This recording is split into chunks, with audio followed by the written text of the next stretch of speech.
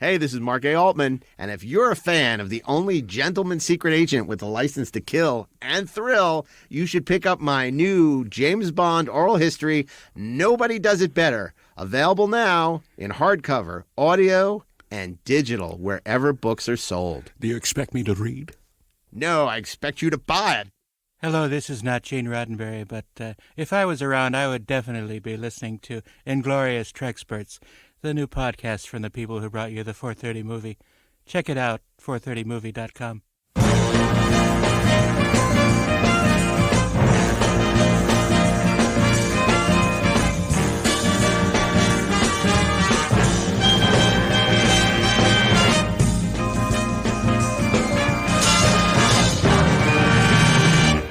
Hey, this is Mark A. Altman. Welcome to the 430 movie and Heist Week. Oh, boy. And your favorite 430 movie hosts are all here. It's Steve, the Forger Melching. I thought I was the safecracker, but I'll be the forger. No, Darren's the safecracker. I thought Darren's the artist. Shouldn't he be the forger? He's an artist with I'm tools. multi-talented. That's right. That's right. Can I be the master of disguises? On Monday, it's Steve, Master of Disguise, Melching. Hello. Tuesday. Or am I? Tuesday, it's Darren, the Forger, Doctorman. And safecracker. Forger And safecracker. I forge safes. And on Wednesday, it's Ashley, Anything Can Happen, Melching. What? Wow. Well, guys, we have an announcement to make.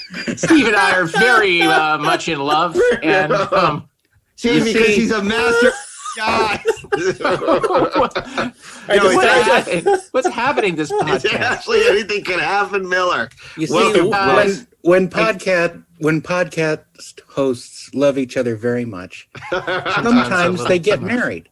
Yeah, guys, I just want you to know, look, we've done a lot of these podcasts, and I think this is the last one. This is the last big podcast, before I buy a boat and I retire. And then the boat blows up. And then the boat blows up. One more job. One more job. We got to do one more job. Yeah. One last job. One last job. Exactly. Which brings us to Heist Week, which, I say this every week. This is a really tough one. This was a really tough week. It's going to be really interesting to see what you guys pick. Not as tough as Monkey Week. I don't know. That was one of the easier weeks. Just wait till Monkey Heist Week. Yeah. Top that. Now, I got to ask you, because, heists are such a staple of cinema because, of course, cinema is a visual medium. And I think crime and heists have always been a source of much fascination. So I was thinking about, if we at the 430 movie were going to plan the perfect heist, what would it be? And I realized there's probably only one thing that we're equipped to do, which is, what if we robbed Comic-Con? We robbed the box office at Comic-Con, planned the perfect heist. How would we do it, Steve? Well, first you need a master of disguise. Thankfully, you have me. We got to get someone on the inside. We got to earn someone's trust. We gotta seduce a dame. We gotta. Well, that ain't gonna happen. We gotta forge some badges. We don't need no stinking badges. Wow. Okay. What do you think? I don't know. I have forged badges before, but let's not go into that. I know it wasn't for Comic-Con though. It was for it was for some festival. Yeah. I remember that. I think that what might have to happen is that we might need to do a big distraction. Like something out on the water, perhaps. Like blow up a yacht. Maybe Joe a yacht Bluth is involved. Or Ince. Well, Shatner is on board an aircraft carrier, putting on a show with the Backstreet Boys. Parachuting in. Right. I parachuted. Hijack the IMDb boat. Yeah. You're right. They're taking over the IMDb. They're like Die Hard.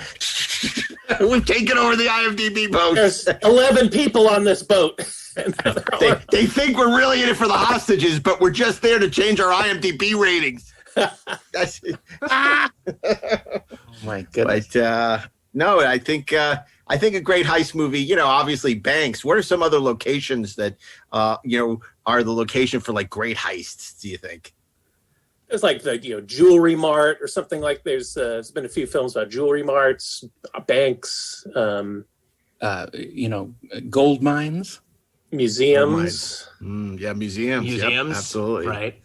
Yeah, that's good. Now, it's funny because, some people consider, Die Hard a heist movie. I Yeah. consider it a Christmas movie. I consider it a Christmas heist movie. Is Die Hard Like Home a Alone. heist movie? Like, maybe absolutely we should is. Yeah, Okay. It's half so a heist movie. it's an action heist movie that takes place at Christmas. Yes. Right. It's an action Let's not heist open Christmas that movie. genie again. Let's get into a fight on Twitter about it. It's America's favorite action heist Christmas time movie. This weekend. Do you think if you think you weren't law-abiding citizens, do you think you could plan the perfect heist? Yeah, of course, Yeah. no question. I don't know. It depends. How much are we in for? Is it? I think Steve would be very prepared. I'm good at he's planning. He's the guy who'd sit under the light that have the blueprints, and he'd have everything planned out. They call him the list maker. I'd have all the timetables for the all the various people. If And I was all going the to pull a exit routes. heist, if I was going to pull a heist, I would want Steve Melching as part of my crew. Sure. No question. I just know it would go well. It would go well with Steve. Well, Ashley, Steve's I'm part just not would. sure. I'm not sure because he could go off book. He's He could go unpredictable. off book. You I'm a don't rogue. know what he's going to do. All of a I'm a sudden, loose cannon. he's supposed to, the one. crack the safe, and then it the one. blows up. It's the one that brings it all down. That's right. Instead of cracking the safe, I crack the bar because I'm that out of the box. Like, guys, I know you needed money. We were just going to buy booze anyway, so fuck it. I robbed the bar. Wow. Right? You guys would be like, oh, Ash, come on. What's up? Heist We were going to movies. get away. Heist We're movies. curating the fantasy theme week of heist movies this week, and as always, we're going to start on Monday with Steve, Master of Disguise Melching, who's going to tell us his pick. And in recent weeks, I've been very good about, prognosticating about Steve's picks. I've had a pretty good batting average, not completely accurate, but I have no idea what Steve's going to pick this week. So I ask you, Steve Melching, what will we be watching on Monday? Well, yeah, heist movies. This is a great genre. I mean, it's a classic film genre that's had many variations over the decades. And interestingly, it's a genre that started and it was made under specific rules during the production code, where back in the 40s and 50s, where typically your heisters couldn't get away with the crime because the production code mandated that the bad guys always had to be caught at the end. Or They punished? couldn't get punished. They couldn't get away with it. So typically in those early films, the bad guys failed. They were foiled in some way. That changed after the production code, and now there are plenty of heist films where the heisters get away with the goods, but it's kind of a mix. You never know these days. So my pick was one. There's so many good heist movies, and I decided to go with one that is one of those early heist films that really, in a lot of ways, set the template for what a Western heist film, a Hollywood style heist would have. And it was made by an American filmmaker in France in 1955. And it's a film called Rififi. Drop the phone da. They'll kill him da. Hello? Tony? This is Ida. It's very important. Come over, would you? What's wrong? Ida. Ida. They've got my Tony! Quickly, you see for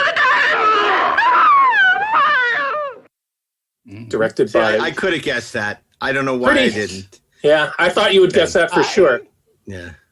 It's directed by Jules Dassin, who was an American filmmaker who had made some classic film noirs like Night in the City and The Naked City. Before being blacklisted, Eddie Dmytryk named names before HUAC and got Dassin blacklisted. He was unable to finish post on Night in the City. The studio wouldn't allow him back on the lot. And ultimately, he was forced to leave the States and relocate to Europe. And it was several years before he could get another film. And that film was Rififi, which is based on a novel by Auguste Le Breton, who this adaptation was described by Francois Truffaut as a movie based on one of the worst crime novels that became one of the best crime movies. So apparently, I've never read the novel, but apparently it doesn't have a great reputation. But the film is a masterpiece of its kind. It's filmed in black and white. It's all in French, subtitled French, and it's famous for its, well, like any good heist movie, it's famous for its heist sequence, which lasts almost a full half hour of the movie. No dialogue. It's not just famous for its heist movie. It may be one of the greatest, 5 minutes, of cinema and certainly of any heist. I mean, if people haven't seen the movie and they know anything about movies, they've heard of the famous, heist in Rififi, which is just so brilliant. Yeah, and there's no dialogue at all because one of the conceits of the heist is they can't make any noise during the heist because of the security at this jewelry store. Any noise will set off the alarm, so they can't make any noise. And they did this great thing where the lead character, Tony Le Stéphanois, I want to call myself the Stéphanois now, Melching the Stéphanois. But he's a smoker and he has a cough, and there's a great moment in it where he suddenly can't stifle a cough in the middle of the heist, and it's like the first noise anyone's made in a while, and it's like, oh my God, it's gonna set off the alarm. But this film it's got all the classic beats where you've got Tony Le Stéphanois, who's just out of prison. He's looking to make some money. One of his old cohorts, who he did not rat out, and as a result remained free, wants to get him involved in a jewelry store, a smash and grab job at this jewelry store. And Tony initially says no, but then after a run-in with his ex-girlfriend decides, you know what, hell with it. Let's knock this place over, but we're not just going to smash and grab. We're going to get into the vault and rob the safe in a much, much bigger score. And so then they have to bring in a safe cracker. So you got your whole putting together the crew, you've got your surveilling the business you're going to rob and making all your timetables and getting all your equipment together, and then going in and pulling off the heist with all the complications that come with it. And then, of course, the third act is when things start to unravel and go wrong for everybody. The suspense begins again for that sequence. And it's just a tremendous movie, filmed on location in Paris. Famously, Dassin had it in his contract where he wouldn't shoot on a sunny day because he wanted everything to be gray and gloomy.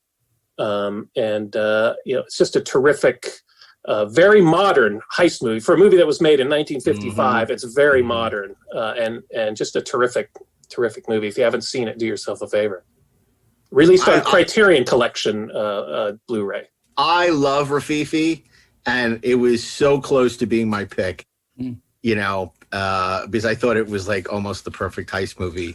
And I didn't pick it. So I'm so glad that you did pick it.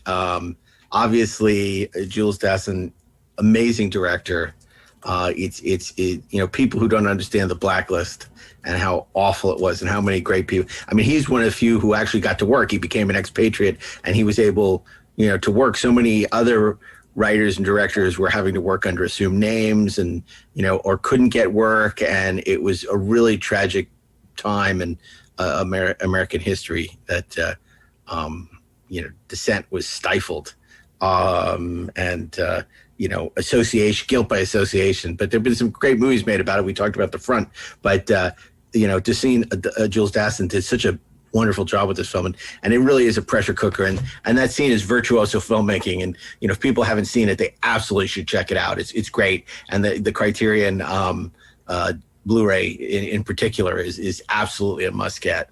Yeah, I think it was restored back in 2000, and I think you and I might have seen it together at the Cinematheque. I know they did a big screening.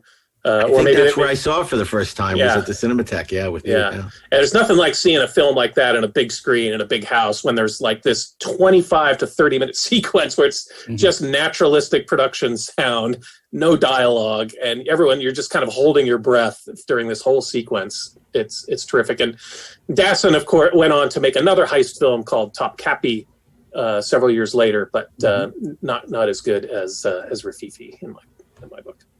Yeah. Totally. No, that's great. Now, I just want to point out on Tuesday, we have Darren Docterman. Darren, I want, not that you would choose this, I just want to make very clear that Star Trek 3 is not eligible for Heist Week. Stealing the Enterprise does not qualify as a heist. So, wait, why not? Because it's not. Because is not an answer. Because it's not. Because it's not a heist. It's not stealing, but it's not a heist. So you're saying because the word they is weren't no, going to give it back. But we're going anyway. They were. No. I don't. Well, because they broke it on the way. You can't heist something that belonged to you in the first place. I don't choose Star Trek 3 for Ask any OJ about list. that. So. Okay, Darren Docterman, tell us about Tuesday. What are we watching? Well, we're also going to watch an older film. Not quite as old as Rafifi, but still in that time frame, a little bit. Back in the late 50s and early 60s, there was what we now call a sense of cool. And no group embodied this sort of spirit of daring do and don't give a damn better than who were known as the Rat Pack. The Rat Pack was the bunch of guys and a couple girls that hung out with Frank Sinatra back in the day, specifically in Las Vegas. And they would drink and carouse and smoke and do whatever they wanted because Frank was doing shows at a couple different casinos, and he was lived and loved like Frank has. If you've lived and loved like Frank has, then you know what's going on. To quote, this is Spinal Tap.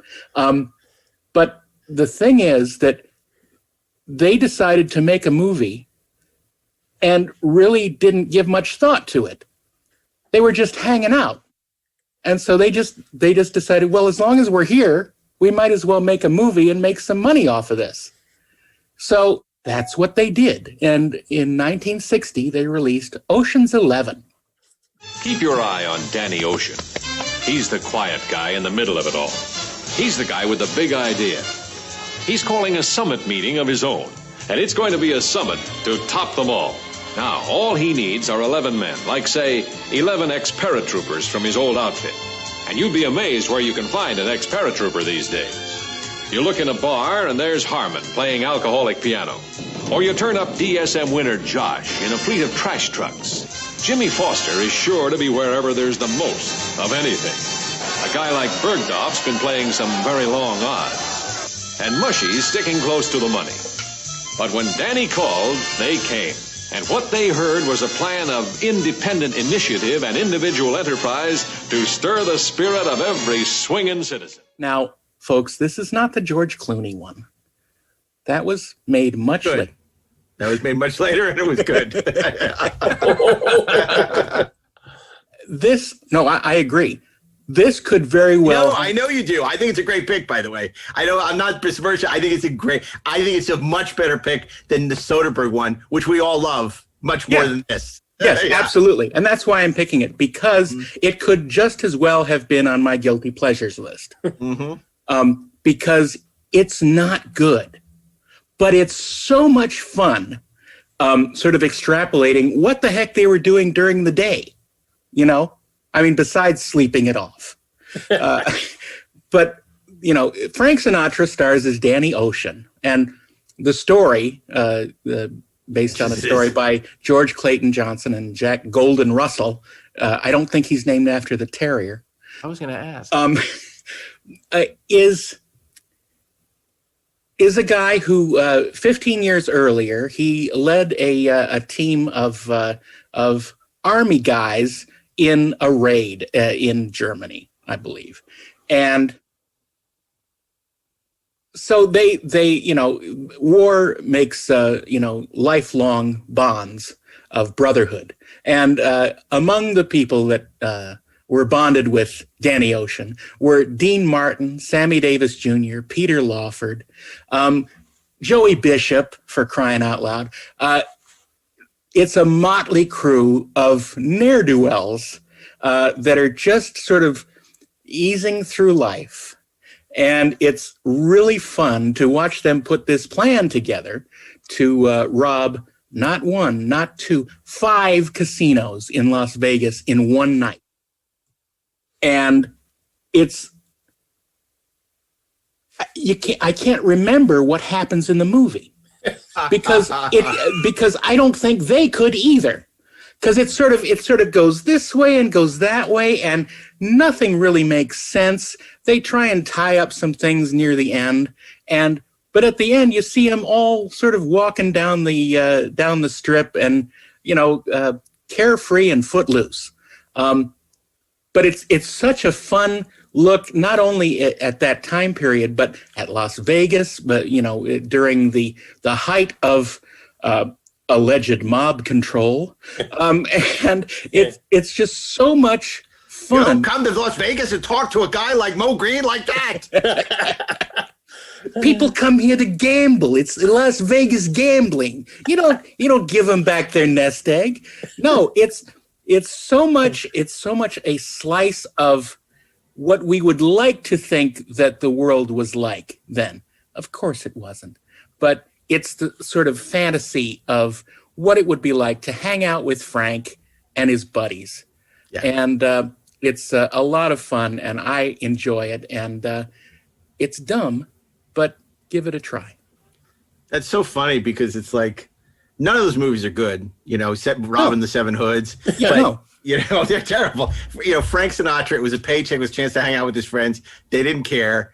But it didn't matter because especially there's such a great document of that time. I remember when I first saw it, I got a Laserdisc. That was the first time I saw it and watched it. And this was before the remake, and I loved it for what it was, exactly what you're saying. It's knowing it was not a good movie, but loving Vegas of that era and that amazing ensemble of the actors. The idea of the movie. That's why it was the perfect movie to remake, actually. Right. Because it's not a very good movie. Yeah. And that's why the remake is better. But the remake is great. I just watched it the other day. It's so much fun. But it's a different feel. It's not the same. I think, but if you take the amount of cool in that movie and you combine it with like something like Steve McQueen in Thomas Crown Affair, you could restore the polar ice caps. It's that cool. I mean, it's like the amount of coolness coming out of Ocean's 11 and like Steve McQueen to that era. It's just like, oh my God, it doesn't get any cooler than that. Well, Steve McQueen, who was offered a role in it. Yes, exactly. And turned it down. That's because I think Hedda Hopper told him, "Be your own person. Don't be a Frank follower." Right, exactly, and that's why none of those people ever amounted to anything beyond, being part of the Rat Pack. Like Peter Lawford, Dean Martin more so than the rest of them. Sure, because he had Matt Helm and he was actually a talented singer. Yeah, but also. There's a great, I hesitate to say cameo because it's more than that. Cesar Romero is in it at his height, 7 years before the Joker, and he's just so great and so big and so, everyone. His mustache gets to be its mustache. His mustache gets to star as itself, and it's just so fun to watch these people doing what they love to do. Well, famous, of course, for owning Caesar's Palace Casino. Not at all. That's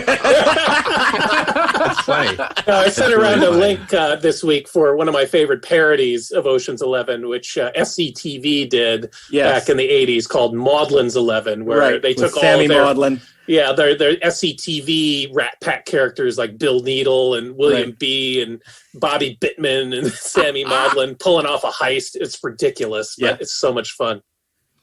And it's the kind of thing that would have been on the 4:30 movie too. Absolutely. You know, the original Ocean. I don't think it ever was, but it's the kind of movie that would. You know, I don't want to go that far. I think it was. I think it was at one point. Oh yeah, because they might have had like Robin and the Seven Hoods. Yeah, and absolutely. Ocean's 11, and you know, a couple of those movies. It's Sinatra week on the 4:30 movie. Yeah, absolutely. Right. Well, the thing about Sinatra is if you want to do a little 6 degrees of separation with the movie that we briefly mentioned when deciding if it was actually a heist film or a Christmas film, you know, because Die Hard, like Sinatra had right of first refusal on playing John McClane because he had done The Detective, and Die Hard, and the Die Hard was a sequel to The Detective. It was the same character. That's right. Yeah. Thank God he passed. Could you imagine?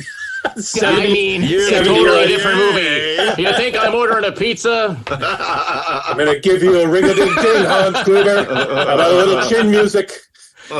He's got really little feet. Nobody leaves Frankie, baby. Hans, baby, we're like strangers of the night here. And now I got a machine gun. Ho, ho, ho. Or it could be the Muppets. Anyway. Okay, well, that's a great pick from Darren, which of course brings us to Wednesday and Ashley Miller. And as always, we look with great anticipation and great concern as Ashley shares his pick for Heist Week.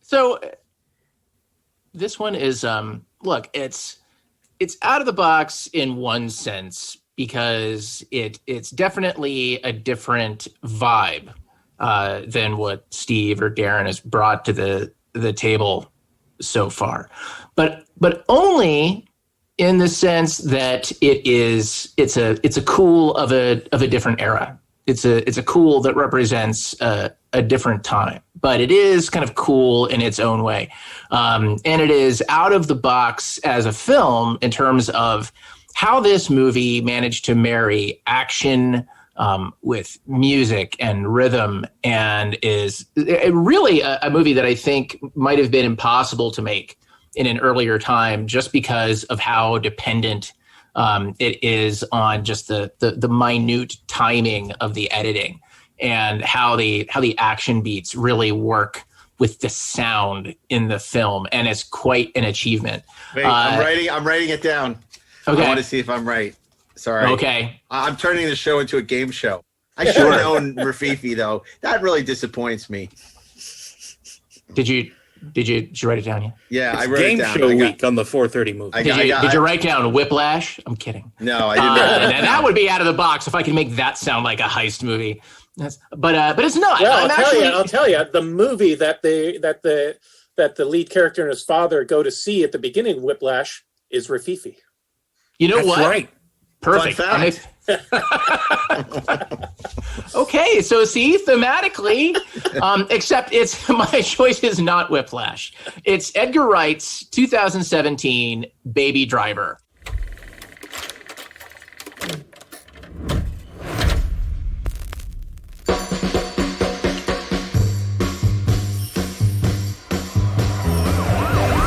So you're just starting your day, or did you just get off? They call, I go, you know.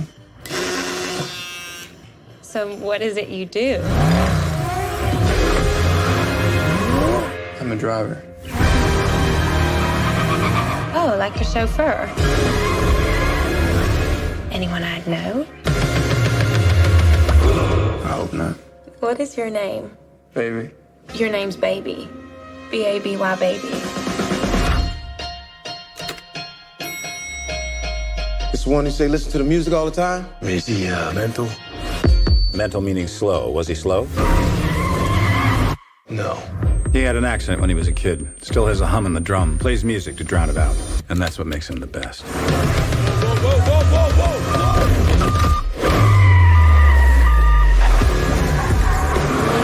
One more job and I'm done. One more job, and we're straight. No, I don't think I need to give you the speech about what happens when you say no, how I can break your legs and kill everyone you love, because you already know that, don't you? Yeah. The moment you catch feelings is the moment you catch a bullet. And your waitress girlfriend, she's cute. Let's keep it that way. I want us to head west and never stop. You in? I'm in, baby.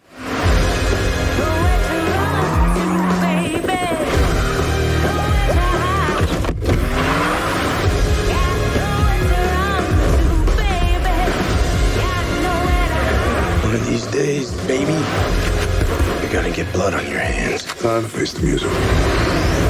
Baby, we need to get out of here. I have to end this. Are we in bed together now? Baby. Baby? Baby. Doc said Michael Myers. This is Mike Myers. It should be the Halloween mask. This is a Halloween mask. No, the killer dude from Halloween. Oh, you mean Jason? No! Baby, you tell me who does. She a good girl? You love her? Yes, I do. That's too bad.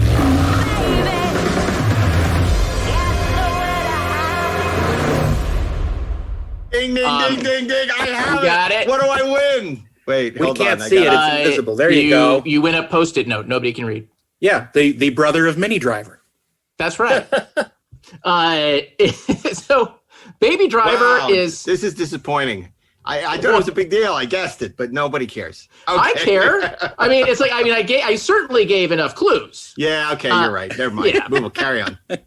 But Baby Driver. I mean, look, the story is dirt simple. It's almost the text of heist movies is behind it. You've got the sympathetic lead, who thinks that he's out until they pull him back in.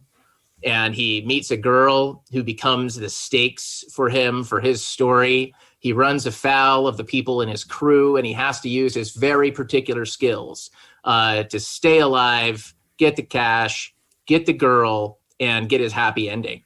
And in this case, the character is a kid played by an actor named Ansel Elgort, who I think was in like the Divergent movies and all that, like some teen movies and all that, but he's actually quite great. He's a baby. He's a baby.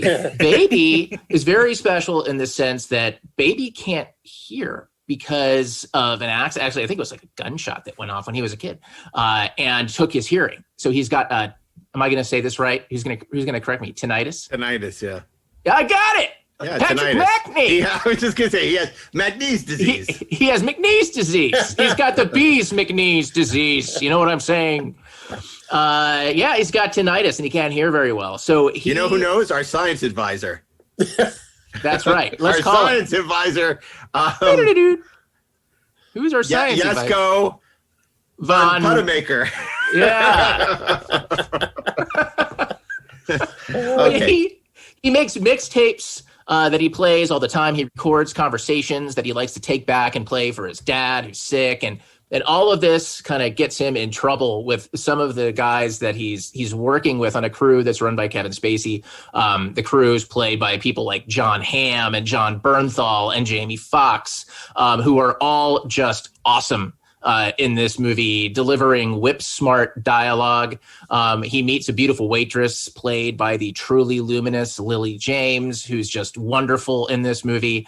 But the thing that really makes it special, aside from, look, and this by itself would be almost enough for me. I'm a sucker for movies with great driving stunts, great car stunts, and just watching like what a movie can really do when you get great drivers behind the wheel. I mean, there are definitely some other movies that could possibly come up this week, that could come up on Friday, that we've probably talked about before, that involve some really great driving. So I won't name them.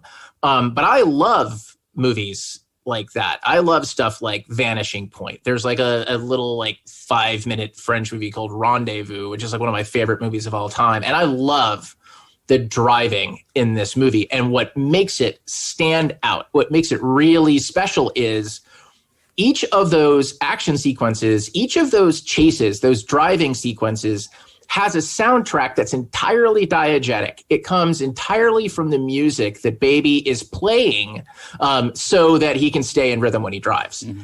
And, all of the cuts, like the turn of the wheel, the shift of the gear, like, the accelerator, like the moves kind of around corners, all of that stuff is cut to the beat like that. Like, it's just like an atomic metronome is going off like in the background. And it keeps it in ways that I've rarely seen. And it's worth a watch. Just to watch those scenes and to sit and just, find the best stereo system you can find, like crank it up, sit back, watch, listen, fully immerse yourself in what I think is a truly cinematic experience, in the sense that it engages all of your senses. And on top of that, it's a good, simple story with some really great acting, some really snappy, well-written dialogue by Edgar Wright, really well directed. It's just a lot of fun. It doesn't wear out its welcome. I got to see it in the theater, and people just sitting around me being incredibly excited by the driving sequences, by the action. I mean, it's just, I don't think you can go wrong. I mean, maybe God knows I have in the past, but I don't think I've gone wrong this time. Sounds reasonable. No, look, I don't think you've gone wrong at all. I think Edgar Wright's Baby Driver, it's my favorite Edgar Wright film. I mean, I will say that, look, I love highly designed opening credit sequences. I think it's a product of growing up on the Bond movies and on Superman. So I love a great opening credit sequence. And the scene of Anson Elgort sort of dancing around town to Harlem Shuffle to the opening credits, I think is just a wonderful credit sequence. I think the driving stunts are great. And you mentioned how much you love driving stunts. And I think we should give a shout out to Remy Julian, who passed away this week, who had done a lot of the great driving stunts for Bond. Really, really talented. I think he also was involved in Italian Job. I might be wrong about that. He did a lot of in the late 70s, early 80s. He did a lot of those Bond movies. View to a Kill is a movie I loathe, but I think the driving stunts are amazing. And he passed away of COVID this week, and so I just wanted to give him a shout out. Based on that. But I think Baby Driver is a great heist movie. I think it's really well directed. Like you said, the use of diegetic music throughout is fantastic. Performances are great. I love the whole ensemble. I wish they had done more with John Hamm, who I think can do no wrong. He's like some of these actors, like coming out of Mad Men. He's like game for anything, and a lot of people are putting him in a lot of movies, and nobody's really figured out what to do with him yet. You didn't see him in the remake of The Day the Earth Stood Still then. He's horrible in that. He can do horrible. But who wasn't horrible? I stand corrected. Darren, I defer to you on that. He can do wrong. He did her wrong, but no, I agree. But there are so many things that he could be great in. Yes, exactly. But I love comedy, that he can do drama. I love that you said that he's game for anything. Like, he's not afraid to sort of have fun with his reputation and do silly, weird things. Yeah. Much like David Duchovny. Yes. Yes. Yeah. He didn't do David Duchovny. Oh, you mean like the kinds of things that he would play? Yes. Okay. Yeah. Got it. Okay. Yeah. I can't begrudge Baby Driver's achievements on a technical level. It's very well made, and as a rule, I like Edgar Wright's movies, but I barely made it through Baby Driver. I almost turned it off twice watching it at home. It's my least favorite Edgar Wright movie. You didn't see it in the theater then? No, I saw it at home. You might have liked it better because I think it's what Ashley said. It's very cinematic. It's very kinetic. It's very in your face. I think it benefits from being seen on the big screen.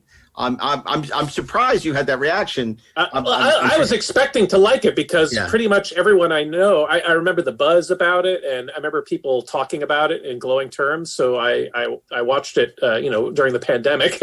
I tried to catch up on movies I missed, and it just didn't do it for me. Yeah. But, well, it's an interesting question. Like, we talked a little bit on like our death of movies special, but there really are some films that are just different experiences sitting in a theater, like in that immersive theater experience, and sitting at home. And it just doesn't translate. No matter how big your home theater screen gets, no matter how great your home theater audio is, like it's never going to be the same acoustic experience. It's never going to be the same visual experience. unless you've got like more money than God, and you can basically. And it's never the same set it social experience. Well, yeah, That's that's the big change, especially if it's a comedy or something where there's a lot of people responding to what they're watching. Mutual experience. Yeah, that can really make a difference. Comedies are like night and day. If you're watching a comedy at home by yourself, you might still enjoy it, still think it's funny, but it's different when there's like 500 other people laughing along with it. That's right. Yeah. No, it's I mean, it's an interesting pick. It was definitely, it'd be on my list of heist month.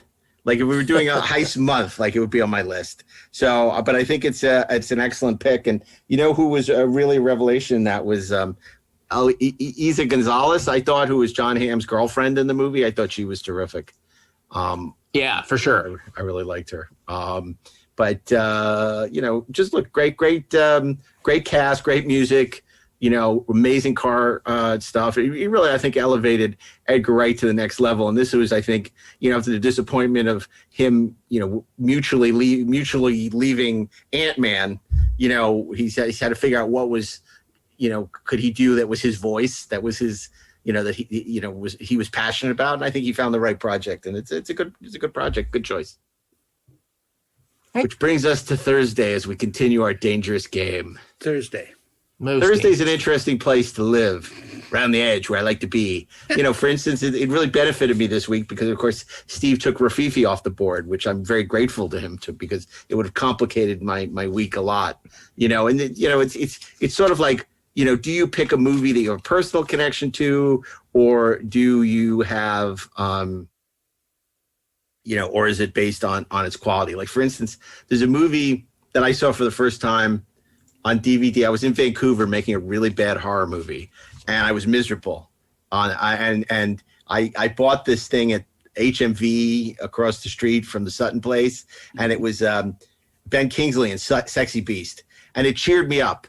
It was like, I want to make a movie like this instead of the stupid zombie movie I'm making. So, and I was like, I must have watched it like while I was up in Vancouver, like 100 times. It was like, I just couldn't get enough of that movie. And that's a great heist movie. And Ian McShane and Ray Winston and especially Ben Kingsley are so great in it. But it's like, yeah, I love it, but that's not like the first thing that comes to me.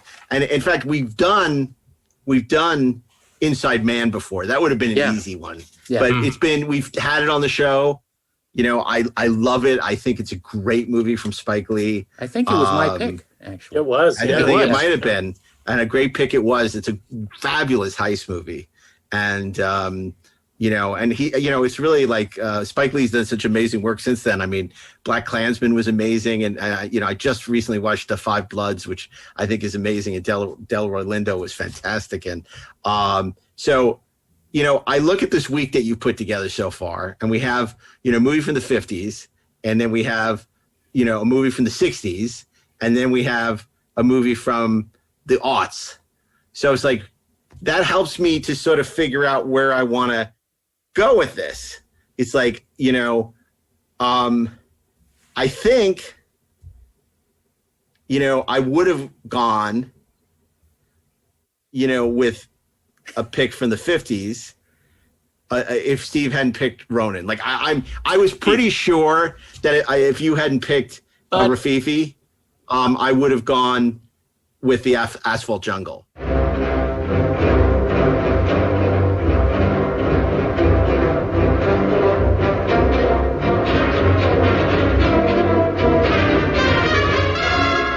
Only the author of Little Caesar could tell so dramatic a story.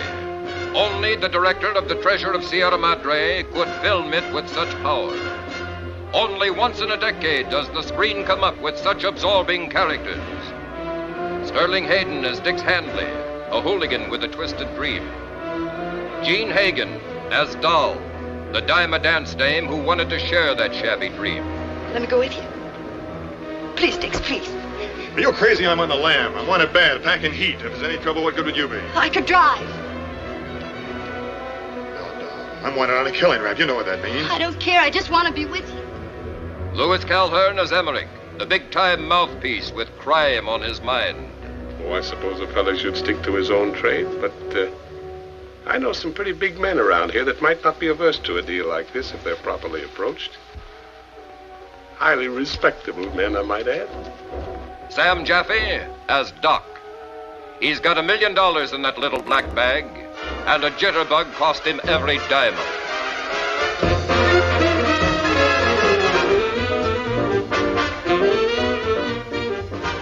Marilyn Monroe as Angela, the easy-living, green-eyed blonde. Haven't you bothered me enough, you big banana head? Just try breaking my door, and Mr. Emmerich will throw you out of the house. James Whitmore as Gus, the strong-arm boy. A right guy in a wrong world. Come on! Bring on! You ain't break loose! You haven't seen him or anything! You're gonna wind up for your paralyticals! You're gonna wind up in the morgue! Which is which John Huston directed, which is an incredible heist movie with Sterling Hayden and Louis Calhern and Marilyn Monroe and just this amazing, and Sam Jaffe, who puts the whole gang together in the heist. It has a lot of the iconic images of heist movies. Them sitting under the table, under the one light bulb, planning everything out. And it got the whole team, the bruiser, and it has the greatest dialogue, like some of the greatest freaking dialogue you could ever find in a movie. But, it's a 50s movie. And I feel like as we cross the eras, I want to go with the 70s movie. All right. Because we haven't nailed that yet. And also the audaciousness of this heist. We've done bank heists. We've done jewelry heists. We've done a heist at Comic-Con. But what we haven't done is we haven't stolen a motherfucking train. And the audacity of the original taking of Pelham 123 is extraordinary. 1:23 p.m. A crowded subway train starts its run from Pelham Station in the Bronx. 1:45 p.m. 4 desperate, heavily armed men seize control of the train. Open the door or I'll blow your head off. Taking 17 people as hostages. Your attention, please. Now then, you'll all remain seated. Anybody who tries to rise is going to get shot. I do hope I have made myself understood. 2:13 p.m. The city of New York is given 1 hour to come up with $1 million ransom. You're out of your skull. All units stand by on the double. What's up, Z? The train's been hijacked. Millions have read it. Now you can live it. The taking of Pelham 123. There is no way you can get away with this. You are underground in a tunnel. At precisely 3:13, we are going to begin executing the hostages. Nothing will happen as long as you obey my orders. New York City is held powerless in the grip of 4 ruthless men. From the mayor's office. Don't tell me I don't want to know. To police headquarters. I've got about 50 men inside the tunnel, all wearing vests and armed with machine and submachine guns. We can fight the Third World War down there. To the nerve center of the world's busiest subway system. My only priority is saving the lives of these passengers. Maybe an hour isn't enough time. An hour is plenty of time. We agreed to pay the ransom. Repeat, we agreed to pay the money. Now turn your clock off. The money has to be counted, stacked, tied, transported uptown. It just isn't physically possible. You'll be surprised what's physically possible. Pelham 123's in motion. There's nobody driving the train. How long does it take to get all that money together anyway? Just not gonna make it. We'll never make it. The passengers are dead ducks. What the hell do they expect for their lousy 35 cents to live forever? Walter Matthau, Robert Shaw. The most spectacular hijack in history. The taking of Pelham 123.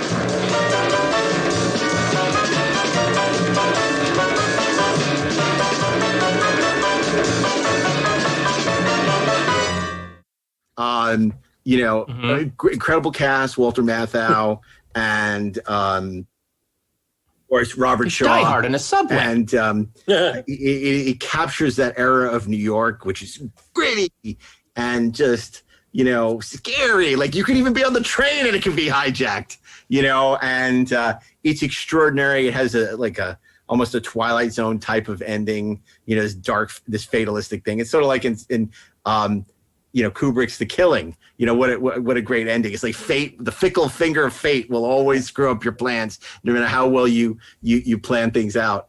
And of course, the David Shire score we talk about Williams, we talk about Goldsmith, we talk about these, I mean, the dun dun dun, the dun dun dun dun. I mean, one of the great scores ever. And so, to me, as much as I wanted to pick the Asphalt Jungle, and I was pretty much sure I was picking the Asphalt Jungle, and here we are. I've heard what you guys had to say, and I'm like, no, I'm going with Taking a Pelham 1, 2, 3. And then look, it's my process. I know it's ridiculous. I mentioned 9,000 films, but I kind of have to zero in. It's like a safe. You do the numbers. You're trying to find the numbers to get the right combination. And I'm literally like, because I'm the last guy, it's like I kind of have to like weigh everything to figure it out, because I feel like great responsibility. Yeah, I do feel like great responsibility. So you're the pocket man. So it's like, I want to bring it home. And so it's like, and I want to bring balance to the force.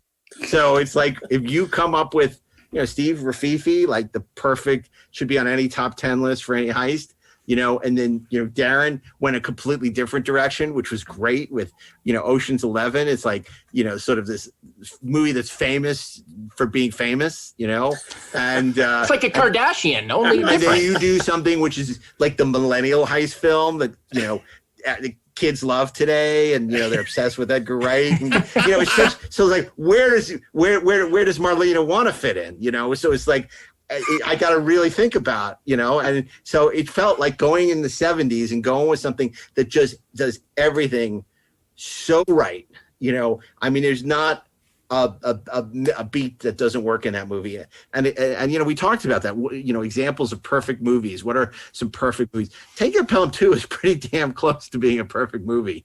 I love a good gritty 70s movie. There's nothing like it. And this is one of the grittiest, and Mathau is so great in it. And it has one of the great final shots of any movie. It ends perfectly. It's such a fun movie. So perfect. We're not talking about the remake. They remade it about 5 or 10 years ago. Yeah, with Denzel Washington, one of his few misfires, and Tony Scott, and it just doesn't work at all. I was so excited about it too because I love Denzel, and I love Tony Scott. Yeah, and I was really, he's like the commercial Ridley. He's like, and it just was so disappointing. It was just so bad. Again, it's like, don't remake the good ones, remake the bad ones. Yeah, but again, Pelham 1, 2, 3, it's a movie from the 70s, early 70s, I think, 72, 70, 74. But it feels so modern. It's so energetic and smart. It's a really great movie. If you haven't seen it, you definitely want to check it out. And it's just go ahead. I like the fact that Walter Matthau is the lead. I mean, today they would never cast Walter Matthau John Hamm. in that role. Well, yeah, they'd cast John Hamm. I mean, he was good, but Walter Matthau is so great because you believe that he's a guy who is in the story that he's in, and truly, the story that Walter Matthau is in is a story about a guy who just wants to go home. Yep. Which is awesome. He just wants to go home. So great. It's so true. That's a great thing. Which of course now brings us to Friday, which is going to be a really difficult challenge because there's some really tough things. I would put out the idea that there's a movie I think we all love from the 90s, The Usual Suspects. Usually, when there is a crime, there is a motive. I want to know why. 27 men died on that pier for what looks to be $91 million worth of dope that wasn't there. Usually, when there is a lineup, there's only one real suspect. This whole thing was a shakedown. And there's no way they'd line 5 felons in the same room. But this is not the usual crime. This is not the usual motive. He was in the harbor killing many men. Kaiser Soze! He saw Kaiser Soze. And these are not the usual suspects. Keaton. I'm a businessman. McManus. There's nothing that can't be done. Hockney. What, you got a team of monkeys working around the clock on this? Fenster. Flip you for real. Verbal Kint. Roger, really. People say I talk too much. He doesn't know what you want to know. I don't think he does. Not exactly. But there's a lot more to his story, believe me. In a world where nothing is what it seems. The greatest trick the devil ever pulled was convincing the world. I know he's here. He didn't exist. You've got to look beyond The Usual Suspects. I'm smarter than you. And I'm going to find out what I want to know, whether you like it or not. I work for Kaiser Soze. He feels you owe him. He does not expect all of you to live, but those of you who do will have $91 million. It was Kaiser Soze, Agent Korean. I mean, the devil himself. I'm telling you, it's Kaiser Soze! There is no Kaiser Soze. Keaton always said, I don't believe in God, but I'm afraid of him. Well, I believe in God. And the only thing that scares me is Kaiser Soze. Which is Bryan Singer's masterpiece. Yes. You know, I know you worked on X-Men First Class with him. I think Usual Suspects is an amazing film. And yeah, it's a nearly perfect film. It's so smart. And it could actually not be made today simply because the conceit wouldn't work. As in when the movie was released, obviously. Yeah, exactly. On movies that wouldn't work today week. It's Halloween. The Gladiator. Usual Suspects. What is it? There's someone in the house. Right. It's movies without cell phones week. Next on the 4:30 movie. Yeah, Usual Suspects definitely one of the best crime movies of the 90s for sure. Very iconic, very influential. It'd be a terrific Friday pick. But there's so many more to talk about. There's Darren so was many. about Oh my to God, say. totally. The thing is Out that of sight. we have picked so many of them already Yeah. in previous episodes. Did we pick Out of Sight? Yes. I think I picked it. I think we talked about it. No, I picked it for Cops and Robbers Week. Yeah. Oh, Okay, yeah. fair. I love Out of Yeah, Sight. okay. It's so great. It's great. And We I should don't name actually check it anyway. Yeah. It shouldn't be our pick, but we should name check it because for sure. Steven Soderbergh, really, look, there was a point at which he could, again, talk about doing no wrong. Ocean's 11, Out of Sight. I mean, I love something even like The Underneath, which he hates. But, Out of Sight is so great, both visually and the performances. I mean, Jennifer Lopez is amazing at it. Yeah. Clooney, awesome. that's the role he was born to play. Right. On the music. Great music. That's actually the second movie that I ever bought on DVD. The first was Tomorrow Never Dies, just because that was like, get that. I think it was it Bill Hunt? Because It was you like, didn't use know that him. as your reference video. Yeah, Tomorrow Never Dies was a good reference video for a while. Yeah. It has that opening scene at the Terrorist Arms Bazaar, which really gave your surrounds a workout. Right. Yeah. And I know other films we've picked before. Ashley picked Kelly's Heroes in the past, which is a terrific World War II heist movie. I picked Reservoir Dogs in Quentin Tarantino Week, another great heist movie from the 90s. Ronin. I bet you thought I was going to... Ronin. Well, Ronin. Have we picked Ronin? Oh, yeah. Okay, because we all love Ronin. Yeah. What's There's in the another case? heist movie with great driving. What's in the case? What's in the box? Oh, different movie. We love Ronin. It has, again, John Frankenheimer late in his career. Yeah. Amazing car chase. Yep. And of course that great line, I just ambushed you with a coffee cup. Right. It's so great. Natasha McElhone, Robert De Niro. Wait, run that name again? Jean Reno. Natasha McCullum. Natasha McCullum. Natasha Von Cuttermaker. And of course, Jean Reno and Sean Bean, of course. Yes. So who's in everything. Gotta have Bean. Such a great movie. It's worth mentioning. It's not going to be our pick because we picked it before. Yeah. But if you haven't seen Ronin, that's another one you got to see. And of course, one of my all-time favorites, Sneakers. Yes. Yeah. which we've also picked before. Yes. Yeah. Now, have we picked the remake of Thomas Crown Affair? Because I think both. Yes. I picked it for. Yeah, I know somebody picked it because I told the awkward story of sitting next to my mother-in-law during the Pierce Brosnan bangs Rene Russo on the stairs scene. Yeah, okay, I remember that. Yeah. Not the scene. I remember the scene, but I remember you telling the story. You saying that. Yes. The story. Not as awkward as watching The Hunger with my mom. That's for damn sure.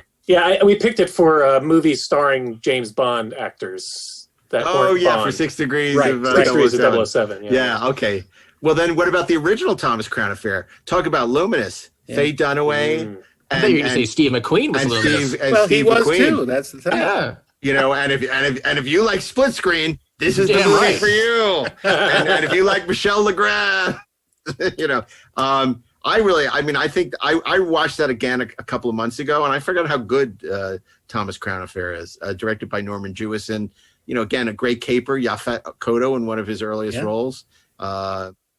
He was worried about the bonus situation, after the heist, but it all worked out. It didn't quite work out. I don't think I've seen the original. I'm pretty sure I haven't seen the original. Yeah. It's good.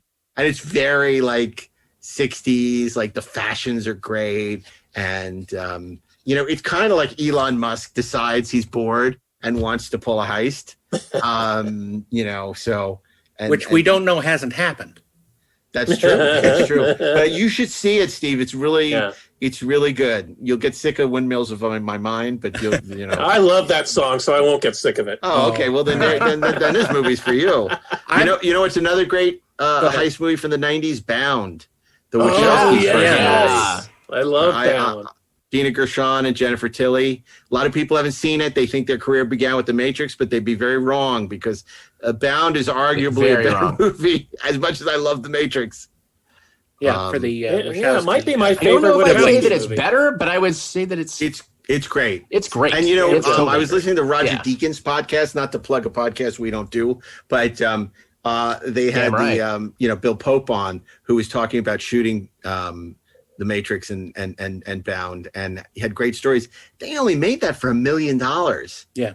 It's unbelievable. Well, it's so, they just had to build like one set, and they just dressed it as the different apartments. And but some of the camera work and the camera moves and the creativity involved in but when you're not paying the actors much, the movie doesn't cost all that much. Yeah, it's and yet it stars the ever reliable Joey Pantoliano, who's great in anything. Yeah. Now, I know we can all agree on this one, so I think I'm going to just say what Friday is. Okay, so we all agree that we're take the money and run. Woody Allen, right? No, we're not doing that. I'm holding a gub. I do have a gub. I do have a serious suggestion. From 1966, William Wyler's How to Steal a Million. Oh, that's a good one. I haven't seen it. Oh, my God, that's great. Good choice. It's great, and it has an amazing John Williams score. Have we ever Danced with the Devil in the Pale Moonlight? Nominated, Danced with the Devil in the Pale Moonlight. I know my words. The words are that I am structuring are Stanley Kubrick. The Killing. The Killing. I talked about it. Mark just mentioned that. I was about to bring it up too. Stanley Kubrick's one of his first films, a fantastic heist movie. It's one of the last movies I saw in a theater before the lockdown. Wow. They showed it at a museum, a beautifully restored print, and the producer Mark Harris was there to talk about it. And boy, that is such a great looking movie. So much suspense. Just terrific. At 4:56, Steve Melching reviewed a movie. At 4:45, Ashley Miller was across town picking an even more ridiculous film. Cloak and Dagger next on the 4:30 movie. At 6:30, Darren couldn't find parking at Comic-Con, so he went home. The heist was off. Gone in 60 seconds. Yeah. Not the. Look, I would go earlier than that. For those of you who love the Munsters, Yvonne DiCarlo was luminous as the femme fatale in Crisscross. This was, Burt Lancaster in the Robert Siodmak film. He's trying to get over his divorce to Yvonne DiCarlo. I guess Fred Munster was seeing her now, and he comes back to town, and she's remarried the gangster Slim Dundee. And so he ends up, getting involved with an armored car heist. Nobody played Patsy's better than Burt Lancaster. For such a big, athletic, tough guy who, like, in Sweet Smell of Success, looked like he could eat you up and spit you out in about 3 seconds. He was always a great patsy in things like the Killers and in stuff like Crisscross. And Crisscross is a very moody, beautifully shot black and white movie. The heist, the armored car heist, is terrific, and he's just such a sap. He's such a sap. Steve, I'm sure you've seen Crisscross, right? No, I have not. Really? Okay, I have not. Now, but Darren, you've seen the Munsters. Who hasn't? I've seen Crisscross. Oh, you guys should see Crisscross. Crisscross is good. It was what Soderbergh remade as The Underneath. I think, which is why I like The Underneath. Not the Upside Down. Not the Upside Down. No. And you know what else was a great movie that era was Gun Crazy, which has the famous, long shot of the bank robbery in one shot, which is amazing that they were able to do it. Where they pull up to the bank and it's literally one shot. They go rob bank, they go get into the car and it's all one long shot. Joseph Lewis's movie Gun Crazy with John Dahl and Peggy Cummings. I mean, that shot alone is one of the great heists. It's like, on one hand you have something like Heat, which has that incredible scene in the bank downtown. Gun Crazy is just extraordinary, and it ends with this amazing manhunt in the swamps, and it's so beautiful. It's like the height of black and white cinematography. I highly recommend it if you guys haven't seen Gun Crazy, which is another great heist movie. There are some movies, big ones that people listening are probably freaking out that we're not talking about. And I'm talking, of course, of The Italian Job. Absolutely. A classic. Both versions. Yes, but I think of the first one. Yeah. Michael Caine. But the remake is not bad. No, it's not bad. The remake's not bad. No. Remake's pretty good. Caine.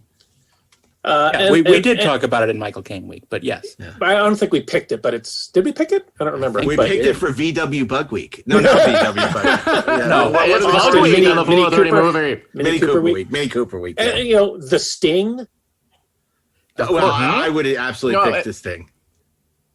I mean, there's a movie that I don't think it should be our Friday pick, but I think it's worth a mention because I don't know that a lot of people saw it, but I thought it was quite good. From the director of Bone Tomahawk, is Dragged Across Concrete, which is like crazy, kind of violent, insane, but awesome. And it's kind of heists within heists, but it's this kind of sort of very dark little character study. It's just it's awesome. I want to go back to The Sting for a second.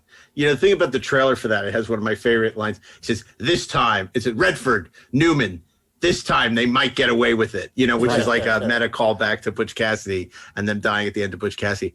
Do you think The Sting is a heist movie or is it a caper movie? Because, ultimately it's about, yes, there's a heist, but I kind of feel like it's more of a caper than a heist, and now we're really parsing things. Because I think The Sting is great. It won Best Picture in '73, but and Newman and Redford and Robert Shaw are incredible, and it's a great movie.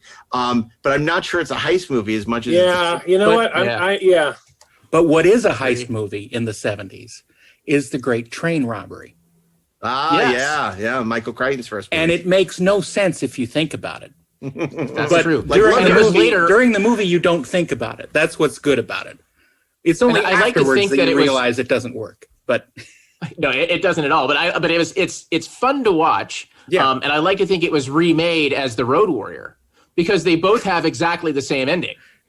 If you think about it, because at the end of I don't want to give a spoiler for either movie, but let's just say that that there's a surprise in the box. When it gets opened up at the end of both films. And it kind of feels like Great Train Robbery very much inspired the ending of The Road Warrior. Speaking of trains, would you say The Train, John Frankenheimer's The Train? Oh, yeah. Yeah. Great movie. Again, Burt Lancaster in his cool phase rather than his patsy phase. But movies don't have to be dramas. Sometimes they can be comedy. Totally. Kill me. Asshole! And a great example of that is the wonderful Charles Crichton film, A Fish Called Wanda, with Jamie Lee Curtis and Kevin Kline. Nothing to say, Ken? And I think because now we're also sensitive about this kind of stuff, it doesn't get the love that it got back then. And because John Cleese is so great in it. It's so perfect, funny.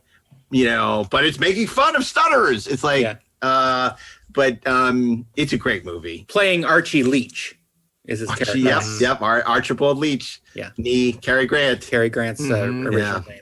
And then it's one of my favorite heist movies of the 90s, Three Kings, Yep, right. Iraq War movie, David O. Russell, about George Clooney again. George Clooney and the heists. You can't keep Clooney away from a good heist. Clooney's a heist master. Where they're trying to basically rob all the valuables plundered by Saddam Hussein during the Gulf War. And then there's some modern heist movies that we haven't talked about at all. Mentioned. Well, Steve, I just want to say when you're on Three Kings, that, The Five Bloods is sort of the successor to that, and Treasure Sierra Madre. So it's like, and Kelly's Heroes. It's all that same sort of wartime. So that also potentially could be a heist movie. Yeah. And again, I think I'd be surprised if it doesn't get nominated for a bunch of Oscars. I certainly hope that Delroy Lindo gets nominated, but that whole ensemble is great. Clark Peters, and Isaiah Whitlock. I gotta say, I like the first half of that movie a lot more than the second half. I thought I was watching a masterpiece in the first half, and then the second half it got really obvious to me. It felt like he was, but I love the first half. The first half, I love the second half, but it's just. I have a similar feel. Well, it's not the same exact thing, but I have a similar feeling about Three Kings in the sense that I feel like it's one movie until you get to the third act, and then I think there's this massive tonal shift. Right. That I just like, and while I appreciate the two different pieces of that movie, like just in terms of how they're executed and how they're done, like they've always felt like they're fighting a little bit to me, which is why Three Kings, in spite of the fact that I think it's great, I've always struggled to kind of imagine it like in my little top tier, because usually like I'm a sucker for stuff like that. Sorry. Go ahead, Steve. I was going to list a couple of the more modern films. Fast and the Furious 5, which is a really not on this show, baby. It's a perfect 4:30 movie because it's so friggin' ridiculous. It's a ton of fun. Anyway, it should be on Saturday mornings. Those movies are cartoons. Well, okay. How about movies where they take 5 syllables to say the word family? Family. Then there's Inception. Yes. Christopher Nolan's Inception. Sure. A lot of fun. And then there's Rogue One, a Star Wars story. Yeah, that's a heist. Stealing the Death Star plans. I could totally see that. I can't believe we haven't mentioned probably the two films. People at home are probably going, how could they have not mentioned this? Because this is probably what everybody wants to know. Muppets Take Manhattan, when they try to steal Manhattan? The Diamond Heist. No. That's a great pick, though. Is the Great Muppet Caper. It's the Great Muppet Caper. Yeah. Oh, Muppet Caper. Thank you. They don't literally steal. You know what, guys? I think 4:30 movie fans would be angry if we didn't pick the Great Muppet Caper. Well, that we can consider that. But it's not the Great Muppet Heist; it's the Great Muppet Caper. So. Yeah, that's what I said. Right? Thank you, Steve. So I think people are rat turd, my friend. It's not a caper; it's a rat I think turd. That's really funny. Are turning red because we have not mentioned Heat yet. And I have to say, we did mention Heat. Oh, yeah. We mentioned it in passing. We did. We vaguely mentioned it. How can they not have I mentioned love Heat? But we selected it one. But that's Cops and Robbers week. Yeah, it was Cops and Robbers week. And then Thief, also the Jimmy Caan movie, another Michael Mann movie. Yeah, so good. Oh my God. And he's a thief. Score. So he's a thief. He does heists. He does heists. What about just like a new remaster that's beautiful? What? Sorry. I was going to say, what about when the FBI teaches you to surf? Would Point Break be considered a heist movie? Caught my first tune today, sir. Undercover week on the 4:30 movie. Oh, chicka. Ashley picked Drive one week, so but that's a great heist movie. I would suggest probably my favorite Jason Statham movie, The Bank Job. Roger Donaldson directed that. It's really good. Not like any other Jason Statham movie. Like surprisingly Jason Statham, you know him for stuff like The Transporter, doing really cool action movies, and but this is such a good caper movie, The Bank Job. And one of the great caper movies also is obviously Hitchcock, To Catch a Thief. It's less about the capers than it is about is John Roby the cat reformed and everything, stealing the jewel thief, the famous jewel thief. Well, I would swear we've picked To Catch a Thief before. I don't think so. Yeah, starring the luminous Grace Kelly. In fact, we need a new word to describe her. I don't think luminous does her justice. I was so fortunate to see that for the first time on a real theater screen, like at the ArcLight, like, you know, they're doing the AFI thing, and I'd never seen it before, and just seeing it that way, it was revelatory. In 4K on iTunes now. They, you know, occasionally they upgrade stuff to 4K without telling you. So there's a couple of things that aren't on disc that are actually in 4K digital, like Day the Earth Stood Still, the original, and Butch Cassidy, and To Catch a Thief. I'm always delighted when I find suddenly these movies in 4K on iTunes. So to go along in a list of stupid heist movies, 1999's Entrapment with Sean Connery and Catherine. And Catherine Zeta-Jones and lasers. Catherine Zeta-Jones week. Catherine Zeta-Jones. Like, honestly, does anybody remember anything other than the one sheet of that movie? Yes. Nope. You're playing both sides. Yeah. Okay. Fair enough. Well, then of course there's to go back, bring it back around to Muppets. Going again, Marlon. We've got the score. Directed by Frank Oz. Oh yeah, that's right. Starring Robert De Niro and Marlon Brando. Wow! And I'm not gonna stick your hand up. Well, man, we have our work cut out for us here. Dog Day Afternoon? Is that a heist? Yeah. That's just a bank robbery. That's a bank robbery. It's a bank robbery. It's not like really. He's going in. He's trying to. He holds a gun. He wants to get money. You know, a heist movie has to have a heist, a plan, and the resolution. You need your crew. You need your plan. You need your crew. Your sequence. Yeah. Lock, stock, and two smoking like barrels. when we robbed Comic-Con. It's going down. Well, you see, there'll be a slow motion shot of the four of us, you know, walking into Comic-Con. For no reason, there's a fireball going off behind us. Oh, they're trying to get away with the money, but we can't get through the crowds. And it's perfect because we can all be in cosplay, and it'd be kind of like the end of the Thomas Crown Affair remake. We can switch off our and cosplay. Then the surprise is that like the actual target wasn't like the money at all. That was just a feint. The actual target was like the 11-foot model of the USS Enterprise. That Exactly. Was brought in. We don't care about the money. It was all the exclusives. I thought you were going to say it was the one comic book at Comic-Con. Right. Yeah. Okay. So what are we going to do? Friday. Yeah. Wow. This is tough. I mean, this is really difficult because we picked so many of the good ones. I kind of lean towards Usual Suspects. Yeah, I would totally have no problem with Usual Suspects. Or look, I love Bound. Usual Suspects are Bound. I you know, to me would be because we didn't get the 90s. No, we don't have anything from the 90s. And those are both great movies from the 90s. I kind of love the idea of the Usual Suspects just because it's something that has penetrated the pop culture and just so deeply, like in so many ways. Like who doesn't like know who the hell Kaiser Soze is, right? Like who doesn't do their Benicio del Toro imitation with like a lot of people. But I'll go along with that, but my heart's not in it. Why? Can I ask you why? I think it's overrated. Really? I really do. Wow, I love that movie. That was my favorite movie that year. You know, I love it. I think it's so clever. It's fine. It's not that clever, in my opinion. Wow. And I think McQuarrie's script. I mean, Steve, where are you on Usual Suspect? Because I mean, obviously Ashley and I love it. I thought it was terrific. I loved it too. I thought it was great. I haven't watched it in years. I don't even have the Blu-ray of it. I still have my DVD. I've been meaning to upgrade. And the John Ottman score. Yeah, he's one of the few editors / composers, and it's a wonderful score. I listen to it. I still listen to it a lot. That great Usual Suspect score. I used to know those guys well. I mean, I knew Brian. I went to school with Brian. I knew John Ottman from school also. You know, yeah. So did I. Yeah. Now we already picked Ronin. We talked about that. Mm-hmm. So do you like Bound, Darren? Yeah, but I will go along with Usual Suspects. Yeah. What do you think? So say we all? Yeah, I like it. Yeah. Ashley, you good? Sure. No, you sound. No,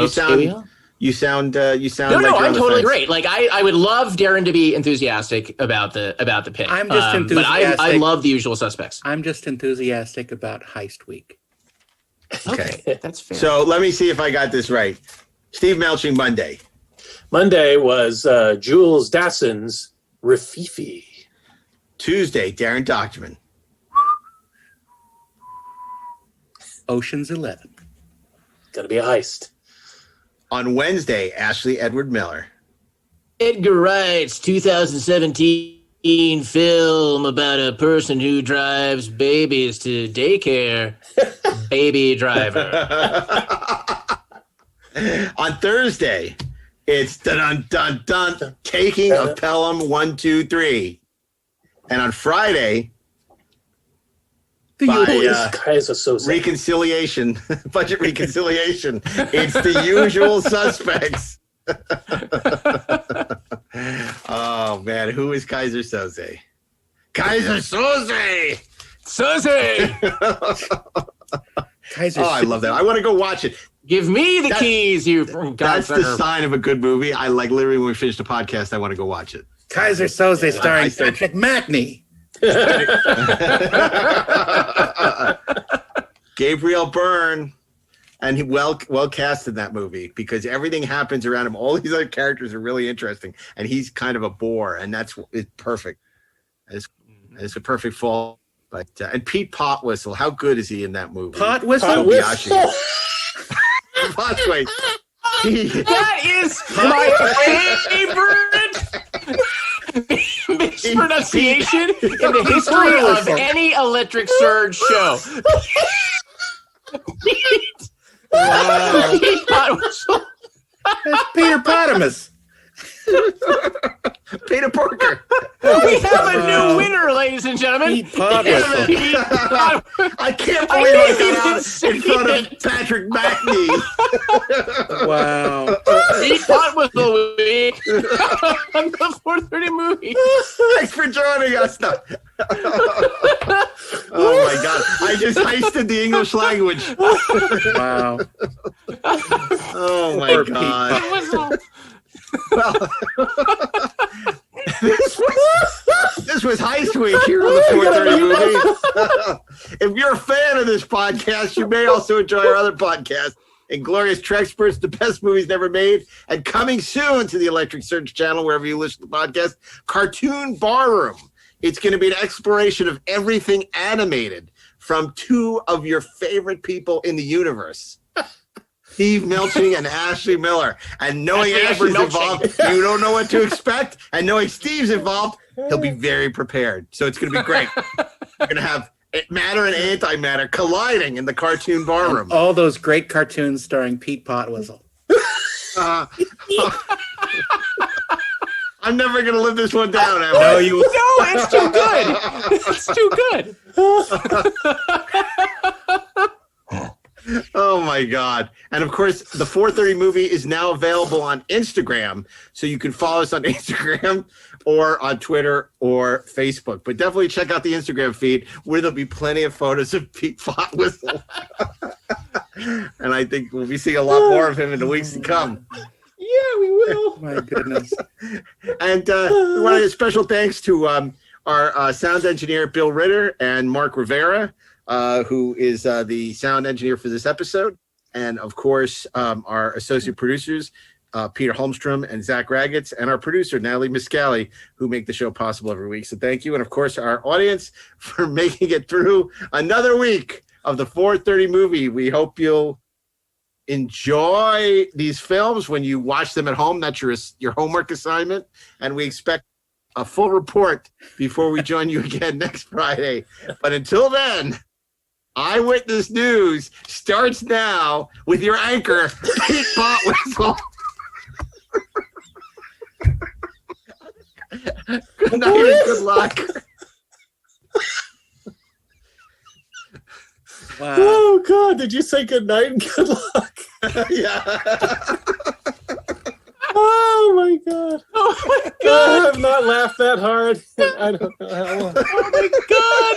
Pete Potwhistle.